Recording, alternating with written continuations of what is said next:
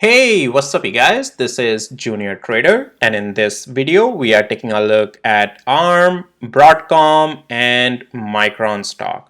If you are interested in checking out other semiconductors, that is Nvidia, AMD, SMCI and Tesla, SPY, QQ, Meta, all that, big cap tech stocks, I have already covered those on my channel.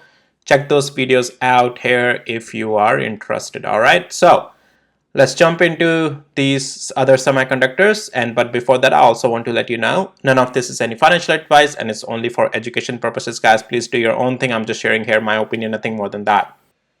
All right, guys. So to just start off ARM as an overall structure, what are we seeing? Well, we are still fully bullish, right? This whole structure on ARM is technically showing me that structure is still bullish. We still have higher highs, higher lows.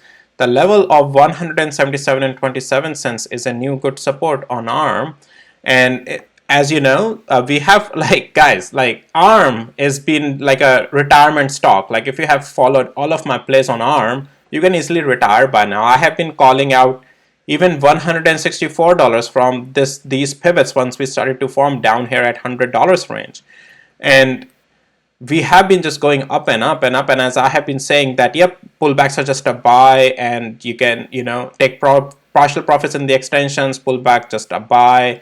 And even at these areas when we were seeing this sell-off, I mentioned that until blue box, that structure is still going to stay bullish and we can be getting bought back up. And then we formed another pivot, as I said, that 20 days moving average.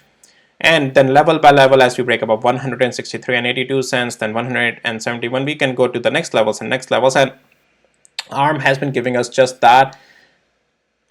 So ARM, even if pullback comes until not just 177 and 18 cents, but even if the pullback comes until 170 and 99 cents, that will still keep ARM structure bullish right now. ARM to go down in the bearish structure, I mean, we can start talking about it if we start to lose 163 and 74 cents at this point. Otherwise, no, structure on this is still very bullish. All right, that's ARM. Is there anything special on the hourly interval for it? Well, let's take a look at that as well. So no, nothing special. Pullbacks are just a buy. We are still holding all the bullish structures there. All right, let's take a look at Broadcom, and let's actually start off with the daily shall we daily? Okay, let's do the daily interval first.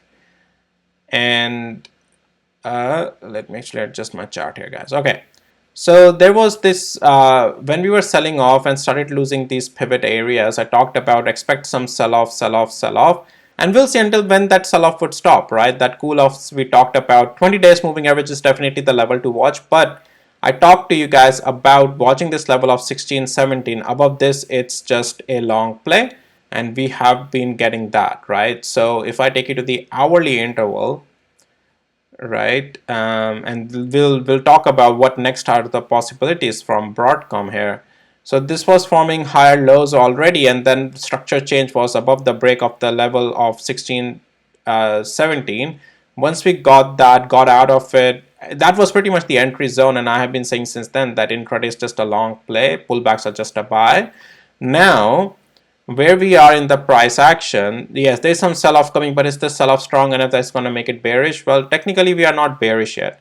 As long as Broadcom stays above this zone of 200 hours moving average, or to put it simply, this level of 1671, intraday rebounds can still be bought, and then we'll see what happens. But just because there's this supply zone acted upon here, only trade intraday, still just a rebound. It's not looking like that's just going to keep going higher highs, higher lows. If we have to form that again, you have to see some supports in this range, some consolidations, but until we still hold $1671, rebounds at these levels can still be played intraday long, in my opinion.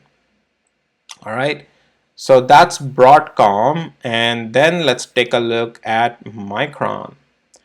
So taking a look at first the daily interval, and let's actually a little bit size or scale out the chart. And here we go. All right, so guys, post earning, I talked about expected continuation in the sell-off, and then I provided you that 50 days moving average and this level of 130. If we start to consolidate here and get above, there can be some intraday rebound that may come.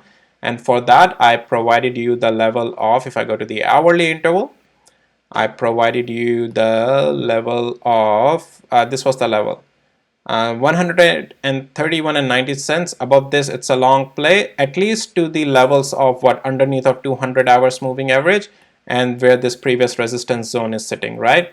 So we got those intraday plays all the way up there. So that was the play. And then I mentioned that this is where we have to see what the price action does. Price action, once it lost the level of 135 and 74 cents, together with also losing the significant level of 134 and 18 cents, that was it. All right, this if it had to help pivot, it had to help pivot at the significant level. We lost that, thus still making it right now. That was pretty much the downside play on intraday the next day, right?